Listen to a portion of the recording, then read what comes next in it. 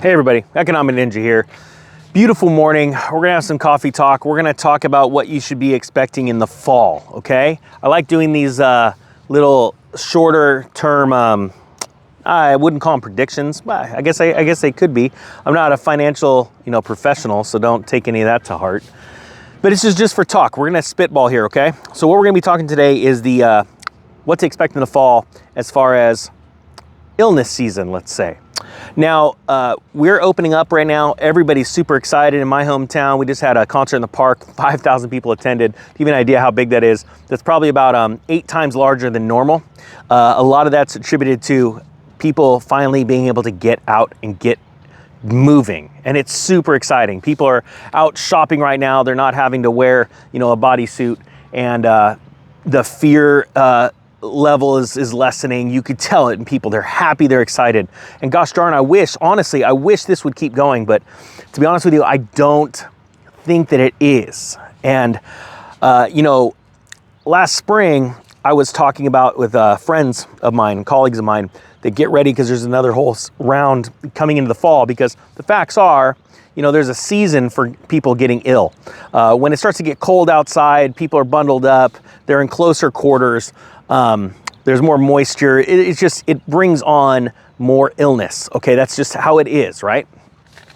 When you're out in the sun, enjoying the sun rays, you're getting your vitamin D, and you're happier, and you're expelling oxygen and intaking oxygen in open air. The facts are, you get sick less, right? Okay. So now we have this whole new variant stuff going on, and there's more shutdowns, there's stricter things, there's countries going back into shutdown right now, okay? That's a fact. Just because it's not happening in your town doesn't mean it's not happening in a town somewhere else in the world, okay? Now, with all that aside, guys, in the comment section, I don't care what anybody's theories are, okay? We're gonna deal just with facts, okay? How does this affect your family and your livelihood, your economy?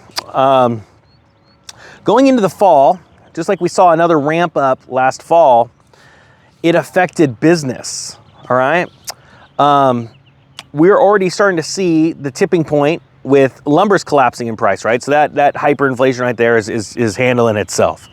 I think you're gonna start seeing other hyperinflations moving. It is gonna be transitory, but the problem is it's gonna be transitory hyperinflation, which equals heavy inflation all across the board, okay? I think some of the things that you're going to see as a sign, you're going to see sales in electronics start to implode. Things that people don't need, right? You're going to see discretionary spending start to implode, like vacations. And when I say electronics, I'm talking like video games, things like that. Things that people don't need. You're going to see vacations, spending on going on vacations start to wane. And one of the great signs, the easiest signs to figure that out right away, is looking at resort spending. How full are resorts? Because you can't go by the airlines right now, because what they're doing is they're just jamming a bunch of people into one plane, whereas they used to have 20 planes flying. They've got like 3 flying right now. So they've just jam-packed you in there. So it's hard to tell on that. But resort spending is a really big one, especially like remote resorts. Resorts that are doing well, a little while back, that are like, these really cool, it takes a long time to get to them and stuff, and so only a certain amount of people go. Well, when you start to see that wane, that's a really good first indicator, okay? Because a lot of stuff is what I call lagging indicators, because it's based off of emotion, but these frontline indicators are good to see. Anyway, sorry. Also, going into fall, you're going to have a school starting, right? So you're going to see what you're seeing right now is all this spending and flurry of spending that's going into the economy right now, in projects, in vacations and things like that. It's going to stop because normally it stops, right? Real estate sales usually fall off a cliff coming into the fall, and they really accelerate slowing down in winter. And that's in a normal market, right? That's because it's getting colder, you're with family, you've started school, your kids are at school, the grind starts back up again, there's no vacations, and then you move into the holiday season and you're not thinking about buying real estate, right? So you're gonna have that hitting at the same time. Then all of a sudden you've got, this moratorium, this foreclosure moratorium that they're kicking the can down the road. Right now it's at July 31st. I wouldn't be surprised if we saw one more can kick to August 31st. Because I think they know exactly what's going to happen around that time too. Also, you know, we saw this same thing happen around the Lehman Brothers moment, was as fuel ramped up and peaked out in June, mid-June of 2008, people started to really question everything. What's happening now is that, you know, by September, it started to all culminate, you know, and then you had all this other these data points hitting all at the same time and slowing everything down, and boom, it popped.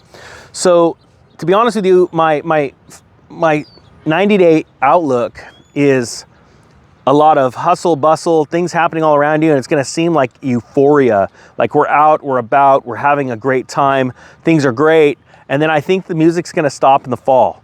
I believe, honestly, the fall starts in the fall. And that's why I think, I was talking with Rick Rule the other day, can't wait to get those videos out, but you know, he was talking about the importance of having cash on the side. And it is very important, because what we're gonna see is a popping of a credit bubble. At a certain point, credit will cease. I believe that it won't cease until we see massive, massive amounts of money printing, way more than we've seen now. Because I believe that everybody understands that works in the industry, that this is, we can't really keep this one going another 10 years. So we're just gonna go for it. And it's gonna be a Hail Mary with the money.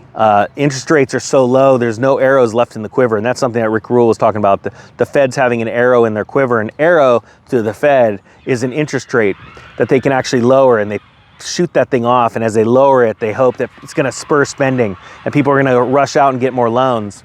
Problem is, it's just too low. There's not enough arrows in the quiver now.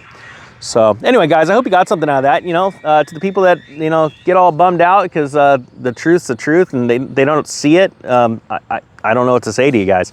For those of you guys that are using this truth, this information, and you're preparing and you're getting excited because of the people that can't see what's going on, well then, congratulations and good luck. We hope to keep reaching as many people as possible. There's so many of you guys on YouTube that are subscribers. And I'm gonna be honest with you guys, subscribers have fallen off of a cliff lately. It's interesting, I wonder why. But the point is that, you know, there's a lot of people though that have become subscribers this year that said they've never invested in precious metals or crypto. They've seen amazing gains this year. I'm super excited, but I just want you guys to remember, the most important part is to be able to hold stuff off to the side. You're gonna wanna take some profits at a certain point and have cash, because when deflation happens, when a credit bubble pops, you want enough cash to be able to go out and take advantage of amazing opportunities. All right, guys, with that being said, I hope you enjoyed this. The Economic Ninja is out.